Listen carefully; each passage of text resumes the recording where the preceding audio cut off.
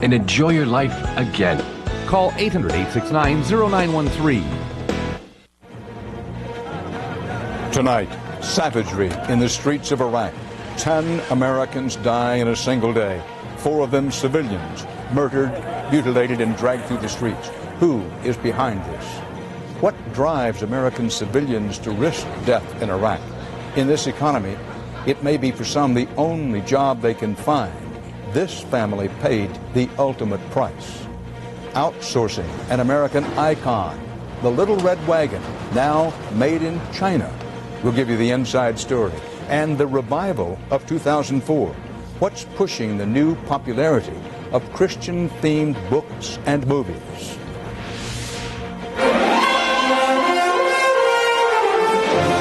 This is the CBS Evening News with Dan Rather reporting from CBS News headquarters in New York.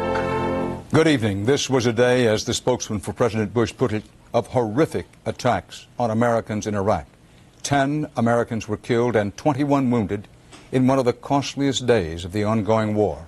Most of the deaths came in 2 incidents in and near Fallujah, west of Baghdad. 5 U.S. Army 1st Infantry troops killed by a bomb, and 4 civilians murdered and then further savaged by a mob. The American civilian deaths and events that followed were especially gruesome. So I must emphasize that some pictures in this report are not for children's eyes. Some of it, after careful thought and trying to be responsible as well as sensitive, we have electronically blurred. As CBS's Kimberly Dozier reports, today's events echo another horrible attack on Americans in a previous battle against terror. A nightmare Americans hoped they'd left behind in another war. Graphic and disturbing images so horrid, we chose not to show you the complete picture. The bodies of 4 Americans shot, burned, and mutilated by an angry mob, then dragged through the streets and strung up from a bridge for all to see in the guerrilla stronghold of Fallujah. It was a chilling echo of Somalia in 1993, when a mob hauled the body of an American soldier through Mogadishu, prompting U.S. troops to withdraw. Witnesses say today's victims were first attacked by gunmen with small arms fire and rocket-propelled grenades. Then the crowd formed, dancing and singing over the bodies and chanting, "Fallujah is a cemetery for Americans." U.S. officials insist Iraqis who despise the coalition are in the minority. They're desperate to try to hold out, desperate to try to turn back the hands of time, and that just isn't going to happen. At least some of the victims work for North Carolina-based Blackwater, the main firm providing security for the U.S. coalition. Private companies are taking more responsibility for security of U.S. bases and convoys to free troops for combat missions. U.S. forces also took heavy casualties in the Fallujah area today. 5 soldiers were killed when their vehicle drove over a large roadside bomb. Orient that way! Marines had just taken control of the area from the departing 82nd Airborne. Late this afternoon, they threw a cordon around the town, guarding against further attacks. We consider that a lot of our enemies are cowards in how they employ their tactics. Other enemies of the coalition took to the streets of Baghdad today using different tactics. A violent demonstration aimed at driving the American occupiers out. These demonstrators say instead of building the kind of country they want, the Americans are imposing their interests and ideals and trying to silence anyone who disagrees. U.S. officials argue that's what their enemies are trying to do, stir hatred against the U.S. coalition and brutally silence anyone trying to build a new Iraq. Kimberly Dozier, CBS News, Baghdad. The 10th American killed today in Iraq was a soldier who died in an accident. That pushes the total number of U.S. troops killed since the start of the war to at least 597, along with dozens of American civilians. Given such risks, it may be hard to see why any civilian would agree to work in Iraq. But as CBS's Bob McNamara reports, among other reasons, the long job slump has left many Americans desperate enough to risk everything for a decent paycheck. The line is hundreds long. Job hunters in Houston applying for work as cooks, truck drivers, and construction workers in the chaos of Iraq. I'm not afraid. Some of these days I have to go anyway. They're warned the work demands long days and little time off. It will be living in Hades. Daily air temperature, ambient air temperature can be 125, 135 degrees. Still, the Texas unemployment rate is higher than it is nationwide. And lured by potential tax-free six-figure incomes, some hadn't even told families they were here. I don't think they would mind, for the simple fact is that, to me, it's not that many jobs here now. But 1,000 miles from Houston and a world apart from Iraq, here in Middletown, Delaware, one family learned ever so tragically where the desperation for work can lead when the job is in the middle of a war. He said, I'm made of steel. I went through Vietnam. I can do this too. 58-year-old Art Linderman was ambushed by Iraqi insurgents at the wheel of his supply truck. So critically wounded, he was on life support before dying in late January. Was he for this war? No, I don't think he was. He was over there to make a living. He was over there to make a living. And that's all there was to it. Art Linderman had been out of steady work for over 2 years. In Iraq, he wore a helmet, flak jacket, and carried a gun. Any brushes with danger he did have, he never let on to his family. You can just basically hear it in his voice that, things weren't good. Researchers tracking Iraq's rebuilding estimate at least 30 civilian contract workers have been killed since major hostilities were declared over last May. It's not worth it in the long run. Money's not everything. No. Art Linderman risked his life for a financial nest egg he and his wife could retire on. Sometimes I feel like the phone's going to ring and it'll be him, or he'll come walking through the door. And tonight, 4 more Americans also won't be coming home. Bob McNamara, CBS News, Middletown, Delaware. You may want to note that there is an ongoing debate within some ranks of the U.S. military as to whether there are enough American troops on the ground, whether the force strength is enough in Iraq. Some U.S. reinforcements began arriving today in Afghanistan. 2,000 Marines of the 22nd Expeditionary Force will join the hunt for al-Qaeda and the Taliban. Also today, at a meeting in Germany, the U.S. and other nations promised billions in new aid for Afghanistan. But as CBS's Randall Pinkston reports, the Afghans are pleading for more. U.S. Secretary of State Colin Powell arrived at the Berlin Donors Conference with a renewed promise and more than $1 billion additional for Afghanistan. 2 years after the overthrow of the Taliban, Afghanistan's President Karzai faces continued resistance from warlords and a huge drug production problem. Drugs in Afghanistan are undermining the very existence of the Afghan state. President Karzai wants $28 billion in aid, some to combat the opium poppy harvest, which accounts for half of the nation's cash crops. The president also needs more money to build a national army, to root out the warlords and their private militias, and to build the institutions that will unite this ethnically divided nation for the first time.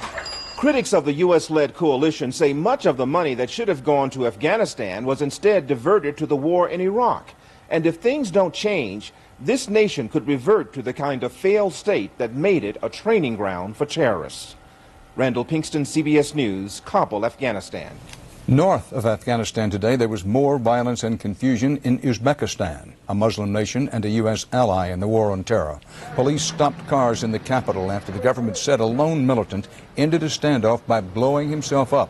Other unconfirmed reports claimed several violent Islamic radicals were involved. Since Sunday, bombings and gun battles have killed more than 40 people, mostly in and around Tashkent, the capital. Back in this country, it now appears that President Bush's National Security Advisor, Condoleezza Rice, will testify to the Independent Commission on 9/11 next week. CBS's chief White House correspondent, John Roberts, has more about this and on how much of the panel's final report the public will actually ever get to see. John, what about it? Dan, sources say the National Security Advisor will mount an aggressive counterattack to what one 9/11 commissioner called the Molotov cocktail thrown by Richard Clarke before the commission last week. The White House is anxious to get the final word on this controversy, already suggesting that Clarke and his contradictions are yesterday's news. But Rice's will hardly be the last word. The CIA is coming back for more public testimony next month, as is the FBI. And there are new questions tonight about President Bush's demand that his appearance before the commission be jointly with the vice president, which critics say violates the first rule of investigations, which is to question your witnesses separately. It's also unclear how much the public will eventually learn.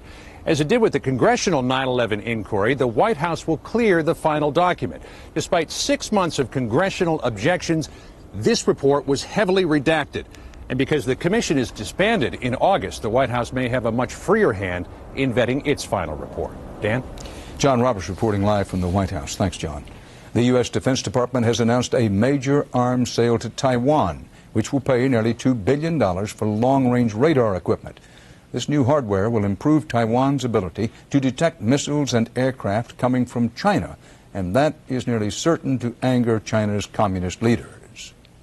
As was widely expected, the Arab and Iranian-led OPEC oil cartel announced today it will cut production of crude oil by 1 million barrels a day, or about 4%, starting tomorrow.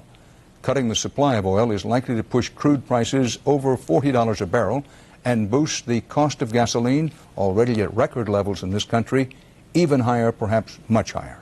On Wall Street, the Dow lost 24 points today, the Nasdaq about 6. Celebrity homemaker Martha Stewart is seeking a new trial. Her attorneys say one of the jurors who convicted her in the stock sale case lied about his own previous arrest record, including an assault charge. It remains to be seen whether this will or will not affect Stewart's conviction of the crimes of obstructing justice, conspiracy, and making false statements. Coming up on the CBS Evening News, outsourcing an American legend. The red radio flyer wagons will now roll off a foreign assembly line. How did it happen, and what does it tell us about our economy? We'll give you the inside story. And then later, what does it mean to be a liberal, and why did Democrats let self-described conservative Republicans define it for them? Stay here with us.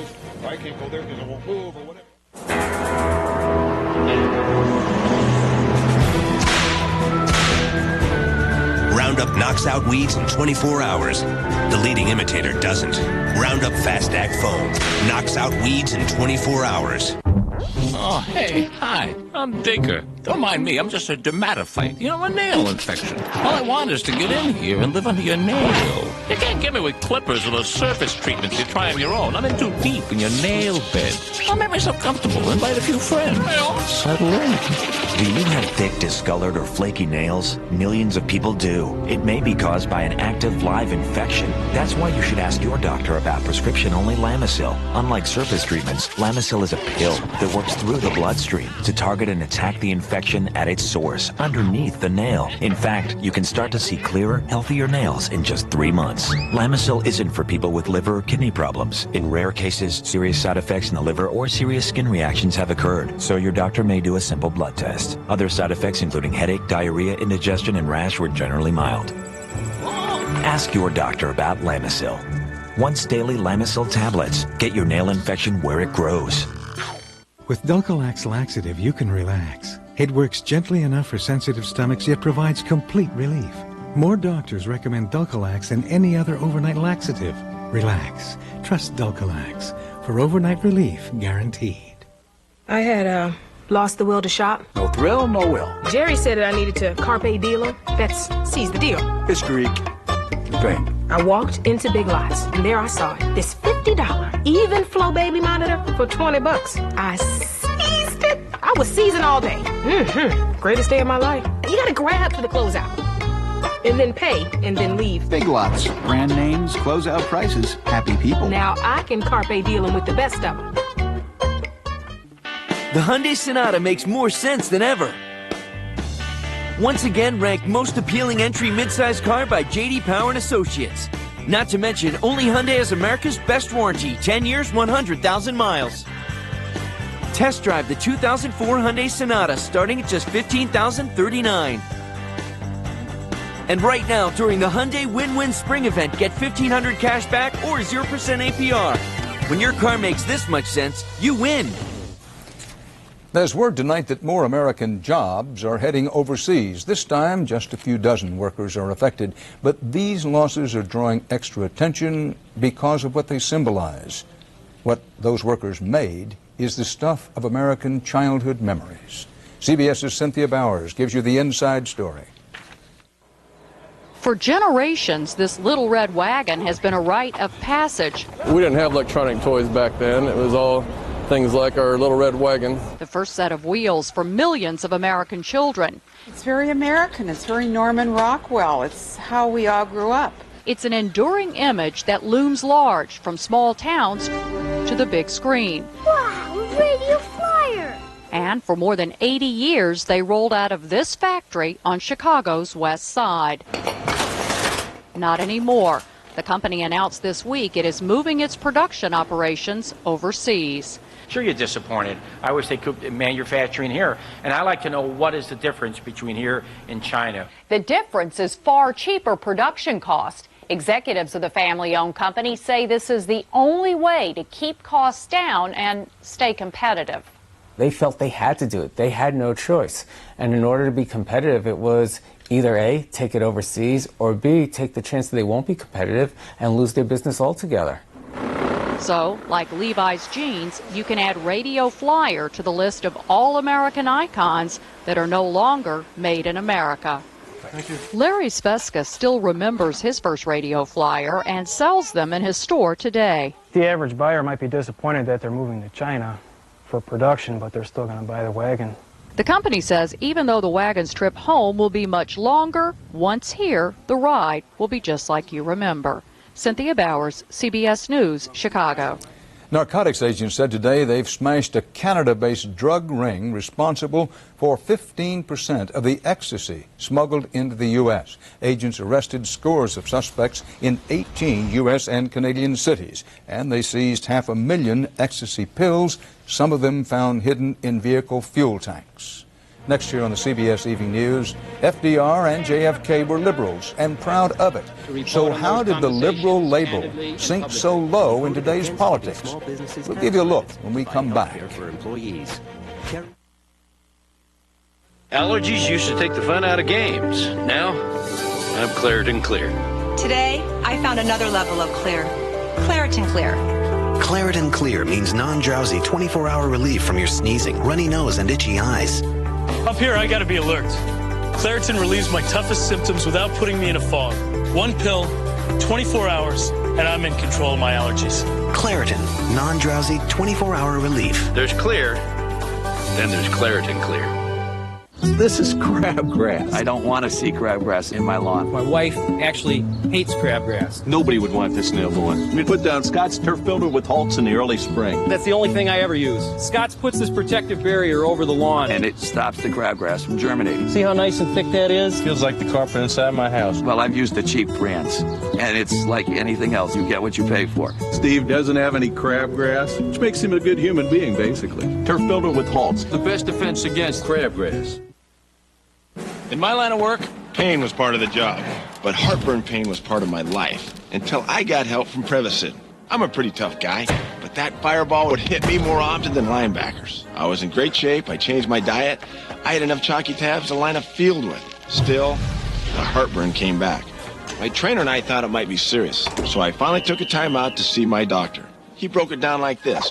1, I had acid reflux disease. 2, acid causes pain and can lead to damage. And 3, he prescribed Prevacid because it helps prevent acid. Heartburn pain and damage is caused by acid backing up into the esophagus. But one Prevacid once a day helps prevent the acid, stops the pain, and allows your body to heal. Now I'm retired, and with Prevacid daily, my heartburn is too. Prescription Prevacid has a low occurrence of side effects such as diarrhea, abdominal pain, and nausea. Other serious stomach conditions may still exist. Ask your doctor for more information and if Prevacid is right for you. Help prevent the acid with Prevacid. Kids with a caring adult in their lives build strengths, talents, and self-esteem, and they have less time to get into trouble. Be a mentor.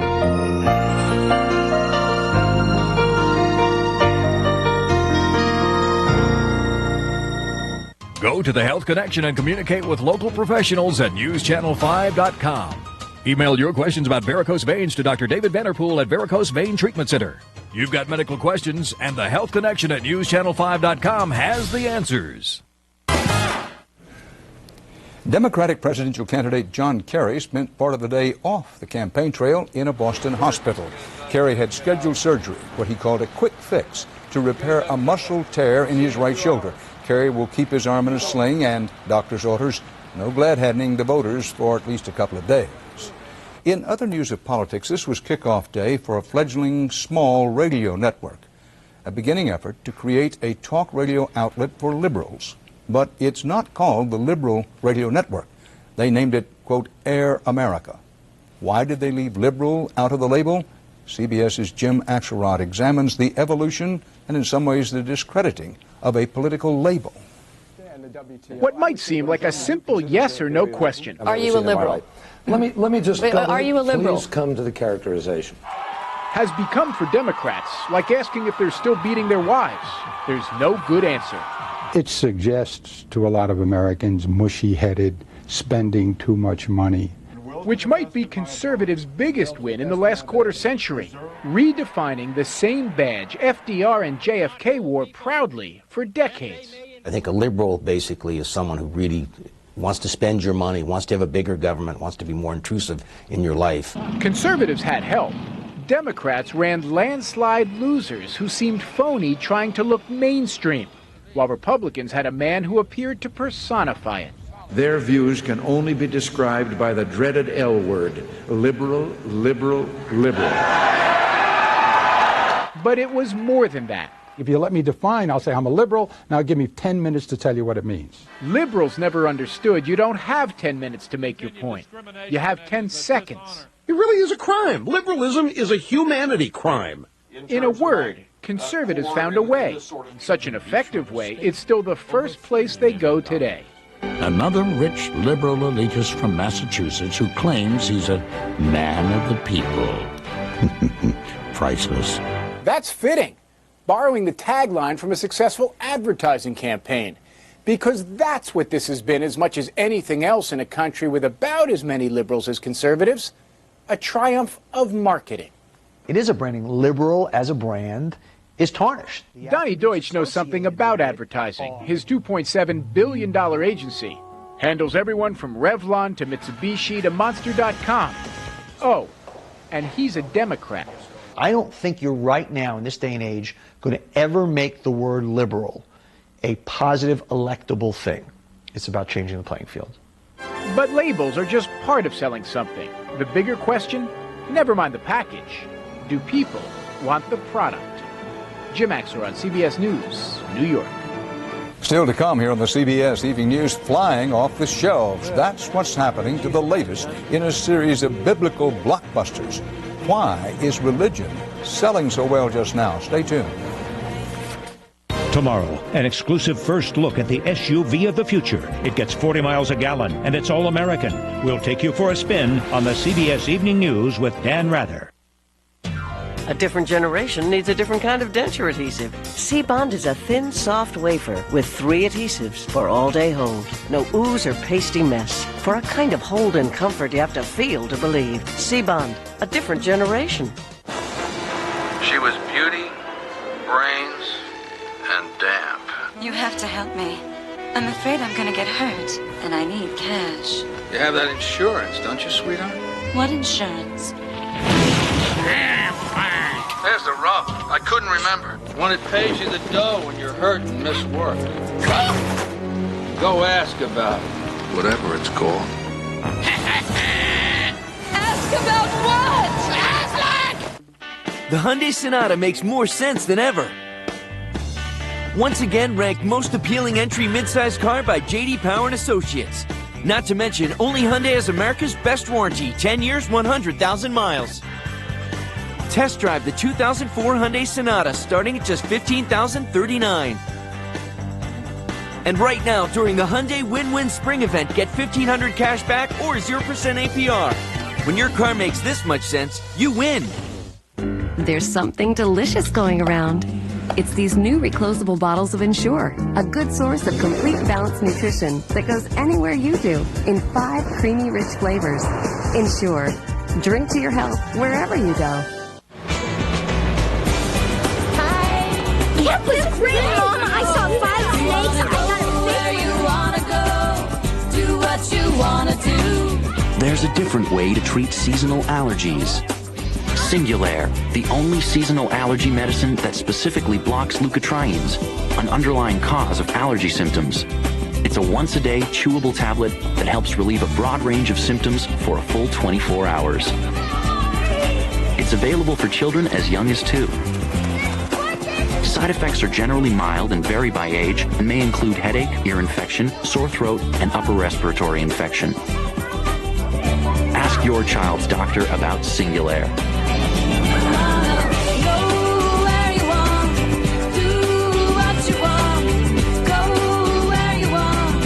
Singulair, a different way to treat seasonal allergies. Swimming, we went canoeing, we did all kinds of fun stuff. Did a Nashville-based church have anything to do with the death of a child in Atlanta? We'll bring you the courtroom testimony on News Channel 5 at 6. By any measure, the world's all-time best-selling book is the Bible, but this year has seen a new surge of Bible stories in the popular media, notably the movie The Passion of Christ on film, and published today, the fictional Glorious Appearing. As CBS's Mark Strassman reports, this is the latest in a series of novels with a big following among self-described evangelical Christians. I won't go to sleep tonight till I'm finished, I guarantee you. It's new and frightening fiction, but not from Stephen King. For one thing, he doesn't sell this well. It's a series, and actually there's one that builds on the other and on the other. You can't wait for the other.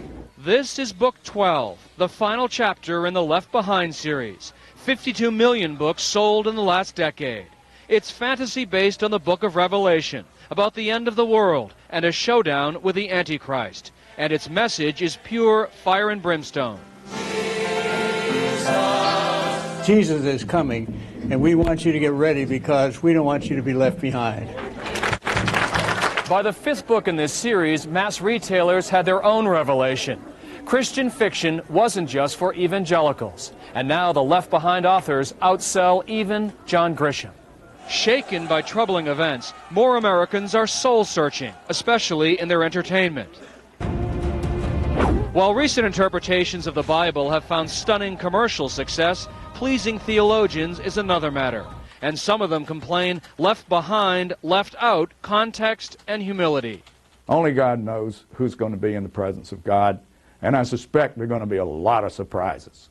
My life and my family's life. Praise the Lord. Thank you. But like Mel Gibson, co-authors Tim LaHaye and Jerry Jenkins say their biblical interpretation is literal. We realize, too, that our message can be offensive and can be divisive because not everybody agrees that Jesus is the way to God. But we feel it's our responsibility to tell what we believe. In their corner of the bookstore are millions of true believers who see truth in fiction. Thanks for writing such wonderful books. Mark Strassman, CBS News, Spartanburg, South Carolina. Part of our world tonight.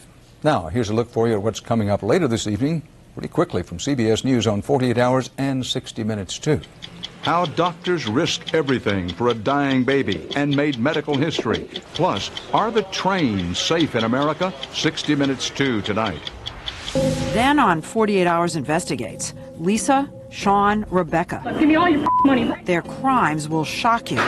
What happened next will shock you even more.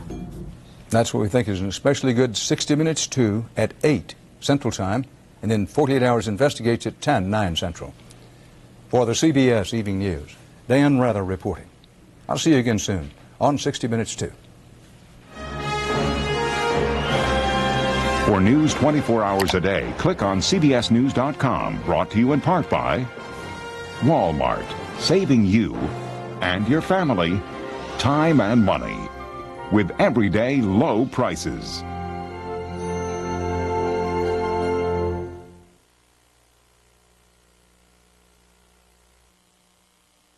For news 24 hours a day, go. Joseph Smith died of blunt force trauma, along with acute and chronic abuse. New information tonight about the death of a young Atlanta child. Are the firm beliefs of a Middle Tennessee-based church to blame?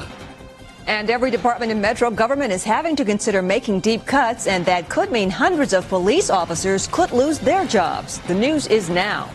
From your news and information leader.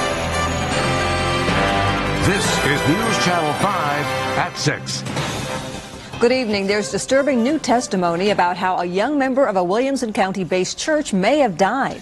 Investigators suspect the Remnant Fellowship's firm beliefs about child discipline may have led to the child abuse death of 8-year-old Joseph Smith. Today, in a courtroom just outside Atlanta, police provided a new glimpse into his parents' thinking about what happened to their son. Our chief investigative reporter Phil Williams first broke the story about this investigation. Phil? Of course, Remnant Fellowship is based in Brentwood and has congregations across the country. The hearing today was to determine whether the parents would be allowed to get out of jail while the murder investigation continues. Now, Joseph Smith and his wife Sonia have been sitting in